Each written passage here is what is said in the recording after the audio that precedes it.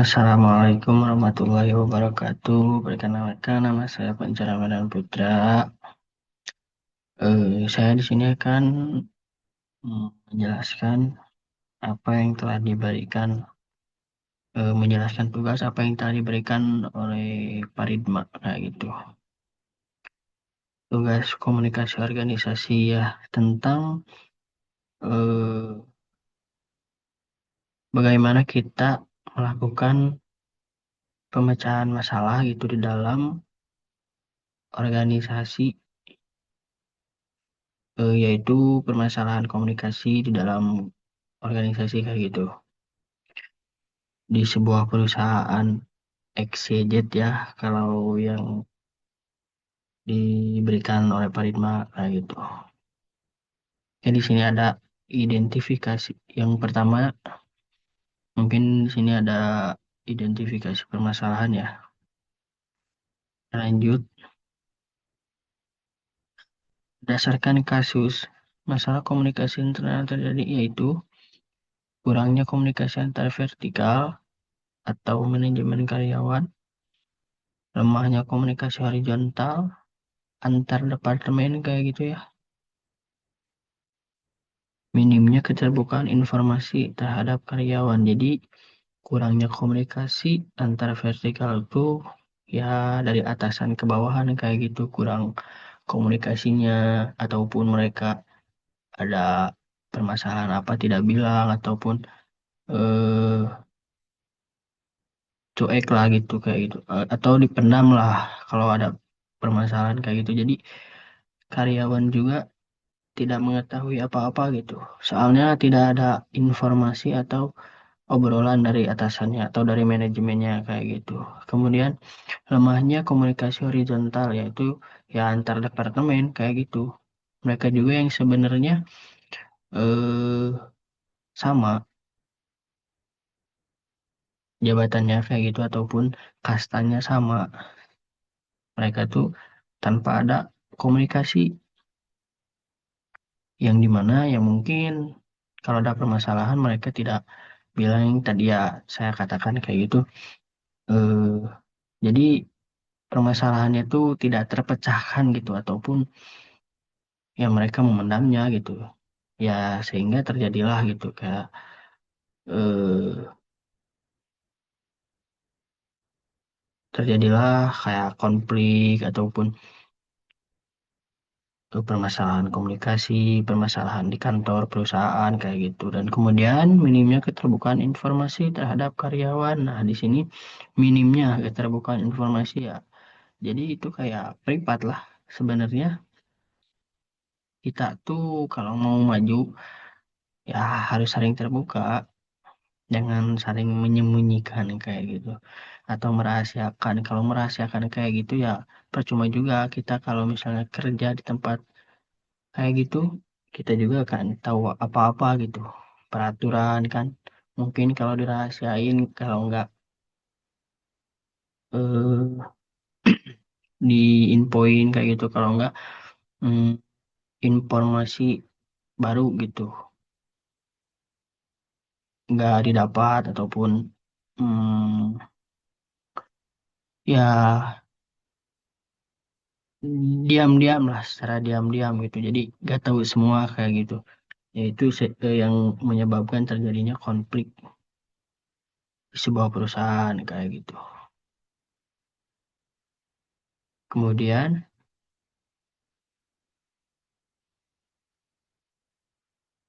adapun dampak dari permasalahan ini yaitu informasi yang tidak lengkap menyebabkan kesalahan kerja meningkat, menurunnya kepercayaan dan motivasi karyawan terhadap manajemen, miskom antar tim dan meningkatnya konflik. Nah, disinilah adapun dampak gitu ya dari permasalahan ini tuh yang menyebabkan konflik tuh, yang menyebabkan kesalahan komunikasi itu informasi yang tidak lengkap gitu kan, menyebabkan kesalahan kerja meningkat kayak gitu.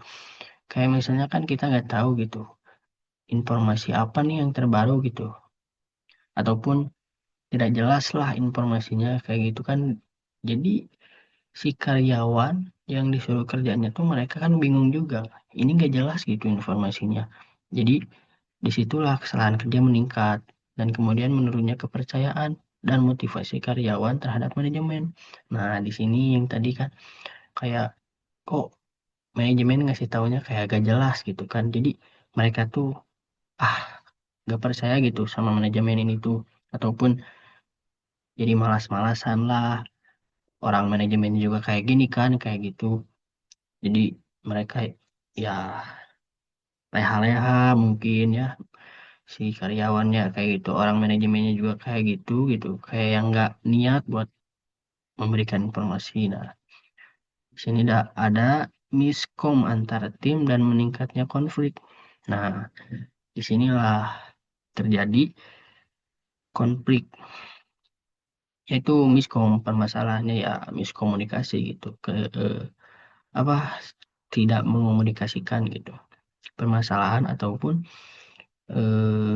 informasi-informasi terbaru kayak gitu. Ya intinya saling berkomunikasi biar jelas juga, biar tahu juga gitu. Yang nantinya akan membuat eh, kalau diobrolin kayak gitu, kalau dikomunikasiin mereka juga pasti ada yang ngerti, mungkin yang nggak ngerti boleh dikasih tahu kayak gitu, dikasih paham kayak gitu. Sini kemudian ada rencana peningkatan komunikasi. Nah, agar komunikasi lebih efektif ataupun lebih efisien gitu langkah-langkah yang dapat dilakukan di sini ada ya. Yang pertama, penguatan saluran komunikasi formal. Seperti apa sih itu? Menerbitkan buletin atau newsletter internal kayak gitu kan. Menerbitkan buletin-buletin itu kayak hmm, semacam majalah kayak gitu kan. Semacam informasi-informasi kan terkait eh, berita-berita ataupun informasi-informasi yang ada di perusahaan itu sendiri kayak gitu. Kemudian rapat koordinasi rutin antar departemen. Nah, ini juga diperlukan. Kalaupun emang nggak ada gitu rapat koordinasi rutin antar departemen ya mereka nggak akan tahu lah maksudnya kekurangan kita tuh apa sih gitu. Koordinasi, rapat koordinasi itu kayak eh, apa aja sih yang harus dikerjakan gitu. Departemen ini misalnya kerjakan ini, departemen ini kerjakan ini gitu kan. Biar mereka juga saling tahu gitu apa yang mereka harus kerjakan. Jadi jelas kerjaan mereka tuh sesuai koordinasi kayak gitu, sesuai perintah yang yang sudah ditentukan gitu kan setiap departemennya. Kemudian membangun komunikasi dua arah gitu. Nah, di sini ada kotak saran digital. Contohnya seperti apa kayak eh,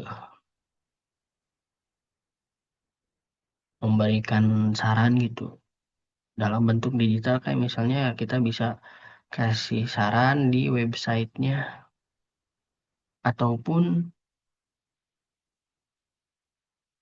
eh ke orang-orang yang di dalamnya gitu memberikan saran lewat media kayak apa ya eh ya intinya memberikan saran lewat media lewat digital kayak gitu ya saran yang baik kayak gitu buat bagaimana sih perusahaan ini ke depannya kayak gitu agar lebih baik lagi. Kemudian pelatihan untuk manajer. Nah, pelatihan untuk manajer kayak ya mereka juga butuh pelatihan lah sebenarnya. Manajer itu nggak sesempurna itu. Makanya mereka juga perlu pelatihan kayak gitu ya untuk melatih kepemimpinan mereka kayak gitu agar tidak salah arah. Kemudian ada mengadakan komunikasi terbuka ya. mendengarkan masukan ataupun ide dari karyawan, mengadakan hiburan bagi para pekerja perusahaan kayak gitu. Jadi mendengarkan masukan ataupun ide dari karyawan itu ya mendengarkan mereka tuh atasan-atasannya mendengarkan dan ya mereka mencatat lah masukan ataupun ide dari karyawan mereka sendiri kayak gitu yang nantinya mereka akan pertimbangkan lagi gitu buat kemajuan eh, perusahaan ini gitu. Dan kemudian mengadakan hiburan bagi para pekerja perusahaan kayak gitu. Eh, Tujuan mengadakan hiburan bagi para pekerja perusahaan tuh ya biar mereka agak terlalu serius. Maksudnya mereka juga memiliki hiburan dan mereka juga mungkin bisa lebih dimotivasi gitu. Mungkin lebih memotivasi ke depannya buat kerja lebih giat lagi, lebih baik lagi kayak gitu, lebih rajin lagi. Kemudian di sini ada rekomendasi peningkatan sistem penghargaan dan pengakuan karyawan. Nah, bagian A gitu membangun sistem nilai kerja yang transparan. Kayak gimana itu? Yang pertama, tentukan indikator kinerja yang jelas di setiap posisi pekerjaannya. Tentukan gitu ya. Yang tadi intinya karyawan atau departemen itu tuh jelas gitu, sesuai indikator gitu kerjanya. Tidak tidak asal-asalan. Mereka tuh misalnya di dalam bidang multimedia, mereka ya udah sesuai indikator itu di multimedia gitu, nggak pindah ke sekretaris ataupun pindah ke administrasi kayak gitu. Jadi sudah jelas gitu indikator kinerja mereka tuh jelas di setiap posisi pekerjaannya kayak gitu. Yang kedua, melakukan evaluasi kinerja terhadap pekerja secara berkala ataupun per 6 bulan gitu kan. Kita melakukan evaluasi gitu terhadap karyawan ataupun kinerja pekerja perusahaan per 6 bulan sekali kayak gitu. Mereka tuh harus dievaluasi kayak gitu kan. Takutnya ada kesalahan yang harus diperbaiki gitu kan, ataupun perilaku yang harus diperbaiki, ataupun sudah bagus tapi lebih bagus lagi gitu kayak gini dikasih masukan kayak gitu. Kemudian yang ketiga berikan masukan umpan balik gitu atau feedback terhadap karyawan langsung dari atasan agar mengetahui mana yang perlu diperbaiki. Nah, yang tadi saya katakan kayak gitu. Di sini melakukan evaluasi dikasih masukan kayak gitu. Mana yang perlu diperbaiki, mana yang perlu lebih baik lagi kayak gitu. Kemudian yang bagian B mengembangkan program penghargaan. Nah, di sini ada penghargaan rutin. Misalnya kita ngasih penghargaan gitu kepada karyawan-karyawan yang dalam konteks kinerjanya ataupun hmm, mereka tuh kayak apa ya? Ada karyawan terajin misalnya. Nah, mereka dikasih penghargaan yang rutin seperti itu.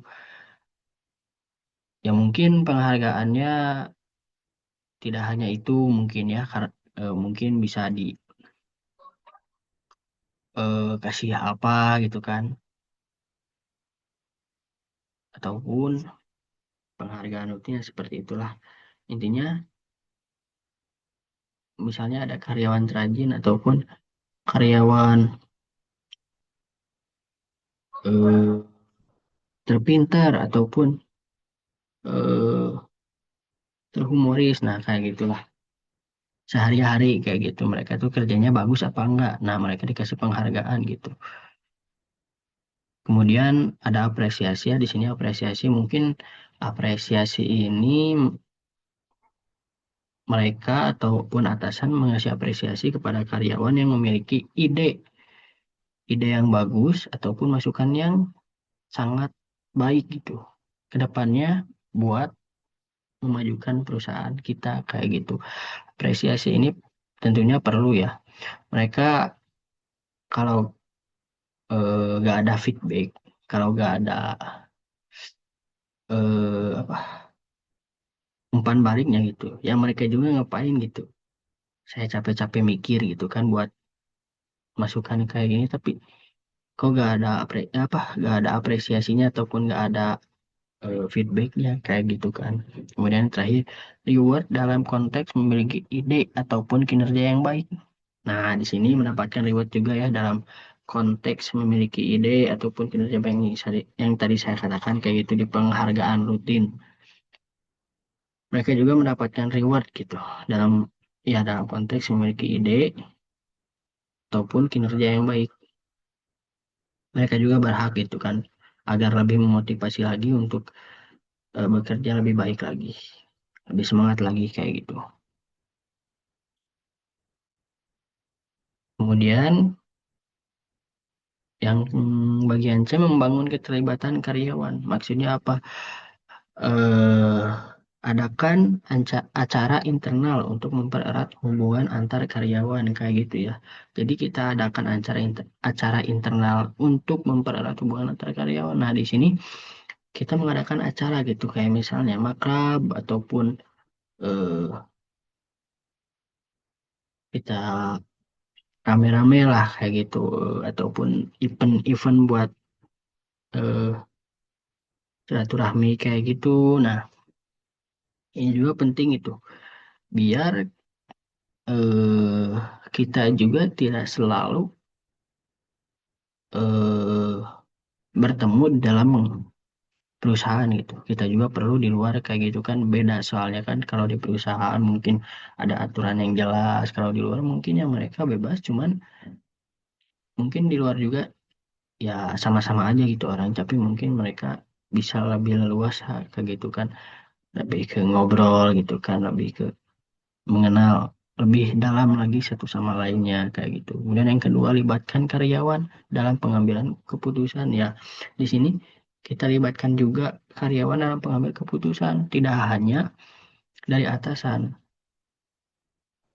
tidak hanya dari atasan, kemudian dari atasan ke bawahan dan kemudian eh, karyawan tidak dilibatkan. Nah, disitulah karyawan juga memiliki hak lah untuk mengetahui keputusan apa yang diambil oleh atasan gitu. Biar mereka juga mungkin ada masukan ataupun mungkin mereka juga jadi tahu gitu kan. Ya seenggaknya nggak pelangap-pelongo kayak gitu. Nggak bengong kayak gitu kan. Kok tiba-tiba gini gitu kan. Nah, takutnya kayak gitu. Nah, disinilah kita membangun membangun keterlibatan karyawan kayak gitu. Agar lebih eh, baik lagi gitu di dalam perusahaan ini tuh. Kalau kita hilang komunikasi ya mungkin ada yang nggak tahu ataupun ya kenapa sih kayak gitu kan kalau nggak ada komunikasi itu, kalau dikomunikasikan gitu mungkin mereka lebih mengerti ataupun mereka juga mungkin ada saran yang baik nah kayak gitu. Oke, cukup sekian, terima kasih. Mungkin itu penjelasan dari saya. Assalamualaikum warahmatullahi wabarakatuh.